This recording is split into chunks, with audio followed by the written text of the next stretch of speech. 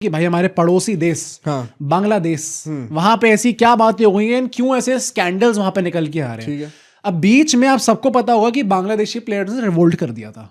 मुझे कुछ नहीं पता, वो समझा दो। तो बांग्लादेशी प्लेयर्स ने आफ्टर, अब मैं बताता हूँ कि फाइट हुई क्यों थी इनकी अपने बांग्लादेश बोर्ड के साथ। हुआ क्या था, बांग्लादेश बोर्ड और बांग्लादेश के प्लेयर्स के बीच आपस में लड़ाई हो गई। ये वेस्ट इंडीज है क्या भाई? पर नहीं तो जो इनने बातें करी हैं, हाँ। शायद कुछ लोग शायद प्लेयर्स की साइड लेंगे। हम प्रीटी श्योर कि हमारी ऑडियंस में कुछ लोग ऐसे होंगे जो प्लेयर्स की साइड लेंगे। होता क्या, फाइट हुई क्यों है? क्योंकि बांग्लादेश के एक लेजेंड है तमीम इकबाल।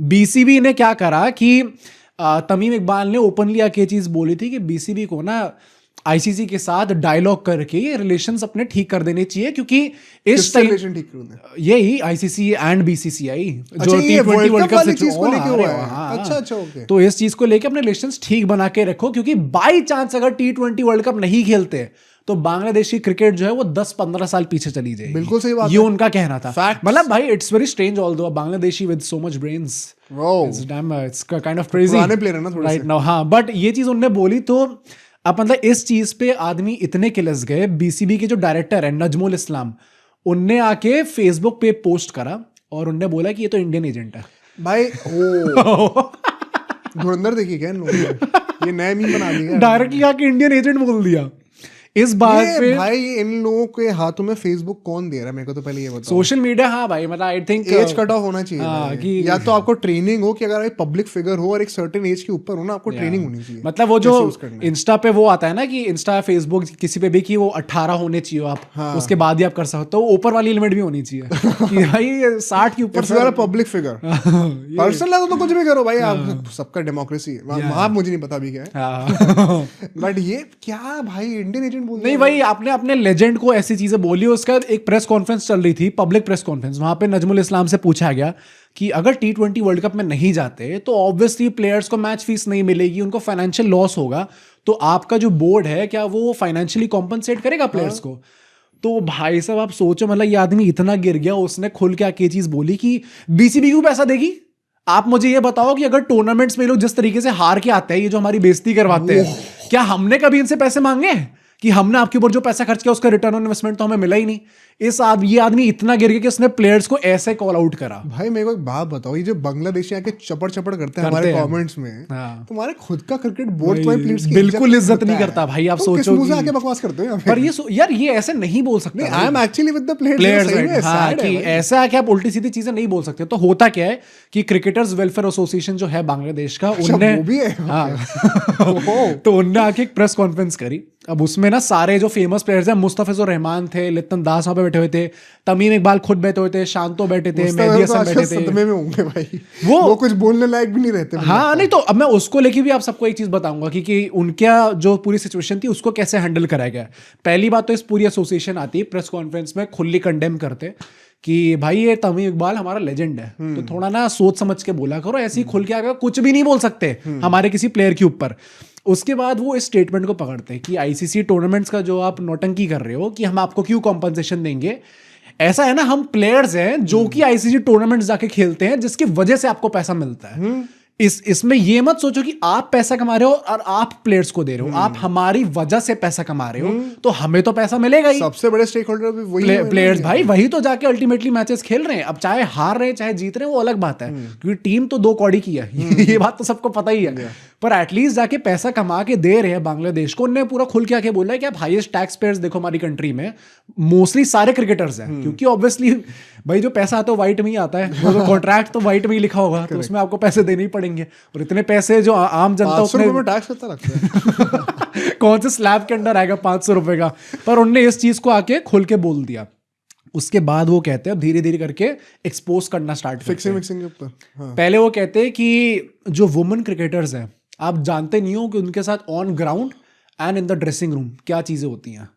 उनने मेंशन नहीं करा वर्ड को, बट क्लियरली वो उसी तरफ जा रहे थे, मानहानि टाइप। हाँ, मतलब कि थोड़ा असॉल्ट वगैरह, हाँ बदतमीजी होती है।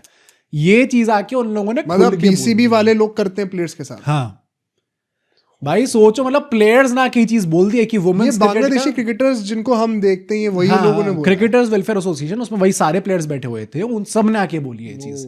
तो मतलब उनने डायरेक्टली बीसीबी को एक ऐसे कटघरे में खड़ा कर दिया कि भाई आप देख लो कि आपके अंडर क्या क्या क्रिमिनल एक्टिविटीज हो रही हैं वुमेन क्रिकेट की अगर हम लोग बात करें। उसके बाद वो कहते हैं कि इस साल बीपीएल में अगर आप देखो तो 9 प्लेयर्स को बैन करा गया और उसका कोई ऑफिशियल रीजन नहीं दिया गया। एंड अनऑफिशियल रीजन इसका एक्चुअली में दिया गया है कि फिक्सिंग चल रही थी, स्पॉट फिक्सिंग में ये लोग पकड़े गए थे। तो उनने बोला कि अगर पकड़े गए हैं वो लोग तो आपकी क्या ये ड्यूटी नहीं बनती कि आप इसकी ऑफिशियली जाके आईसीसी को एक रिपोर्ट दो कि हमारी पूरी जो लीग है उसके अंदर ये 9 प्लेयर्स थे, इनको आप पूरे all around the world ban करो क्योंकि ये लोग स्पॉट फिक्सिंग में पकड़े गए। अगर पकड़े गए तो खुल के बोलो ना, वरना आपने बैन किससे पूछे कर दिया। तो वो उस चीज को लेके भी एक शेडी रिमार्क दे रहे थे कि आपने बैन तो कर दिया बट किसी को एक्चुअली पता नहीं है तो ये फिक्सिंग किस बेसिस पे एक्यूज करा गया है। भाई ऐसा कहते तो है, नहीं दिया इन लोगों ने, नहीं पर ऐसा कहते हैं वही कि ऑफिशियली कोई रीजन ही नहीं दिया है, वही तो मेन पॉइंट है। पर ये लोग इनसाइड क्लेम करते हैं कि फिक्सिंग के वजह से, अनऑफिशियल रीजंस हैं। ये इसी साल हुआ है, हाँ इसी सीजन के अंदर बीपीएल में। हाँ तो ये रोके इसीलिए गई थी बीपीएल क्या? नहीं वो अलग रीजन है। तो अब होता क्या, बात करने वाले हैं। हाँ ऑब्वियसली बात करेंगे। नहीं रोका इसलिए ही है क्योंकि अल्टीमेटली इन लोगों ने ये चीज बोली है कि जब तक आप नजमुल इस्लाम को सैक नहीं करते तब तक हम लोग बांग्लादेश का कोई मैच नहीं खेलेंगे, नेशनल टीम का होगा अगर, एंड हम लोग बीपीएल नहीं खेलेंगे। इसके चलते हुए बीपीएल बीच में रुक गई थी। जब सेकंड कंसेक्यूटिव डे बीपीएल रुकी थी तो फैंस जो है वो ग्राउंड में आ गए थे क्योंकि उनको तो टिकटें बेच दी गई थी, उन्होंने स्टेडियम तोड़ दिया।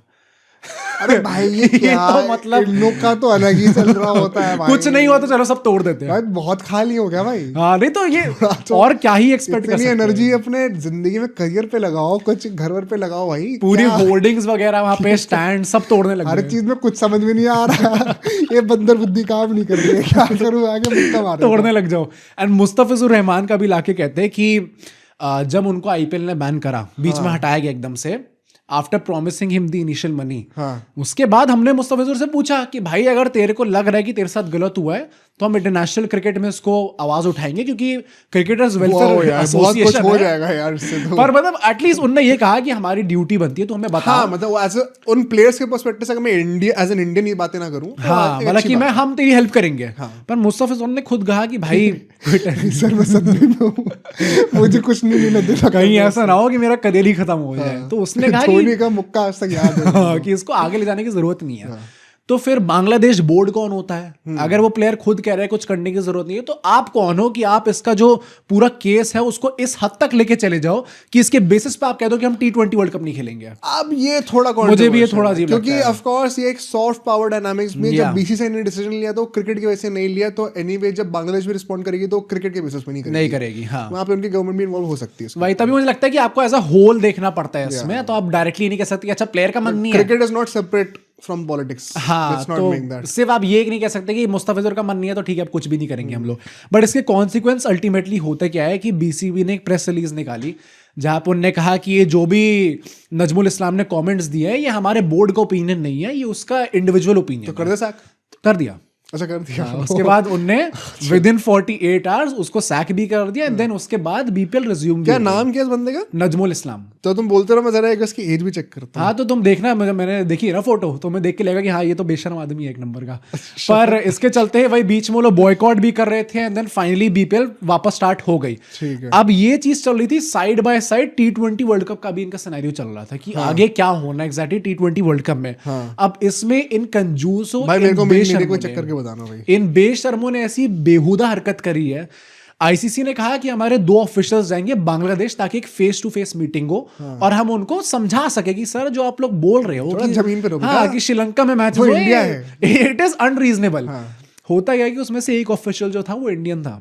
अच्छा। तो उसको इन लोगों ने वीजा थोड़ा डीले करके दिया तो वो आ नहीं पाया मीटिंग में, उसको वर्चुअली अटेंड करनी पड़ी। इतने गिर गए हैं ये लोग, इतने बेशर्म है कि आईसीसी ने 2 ऑफिशियल्स भेजे, इन लोगों ने एक का वीसा ढंग से नहीं करवाया क्योंकि वो इंडियन था। इस लेवल तक ये देश, ये बोर्ड गिर सकता है भाई, आप सोच लो। पर उसके बाद भी मीटिंग अल्टीमेटली होती है, वहां पर दोनों का स्टैंड एकदम पर इसमें no hit to the players. Bangladeshi players किसको हाँ, ये तो आपको मानना पड़ेगा। मतलब इसमें तो आप देख रहे हो तो मुस्तफिजुर खुद ही कह रहा है भाई थोड़े से बेचारे लग रहे हैं इसके अंदर, क्योंकि अल्टीमेटली कट उनका ही रहा है बिल्कुल। पर यहाँ पे इस मीटिंग के अंदर दोनों ने अपने स्टैंड्स रखे हुए थे। बांग्लादेश जो बोर्ड है वो कह रहा है कि हमें तो श्रीलंका में ही करना है सर, हमारे लिए एक सिक्योरिटी रीजन है।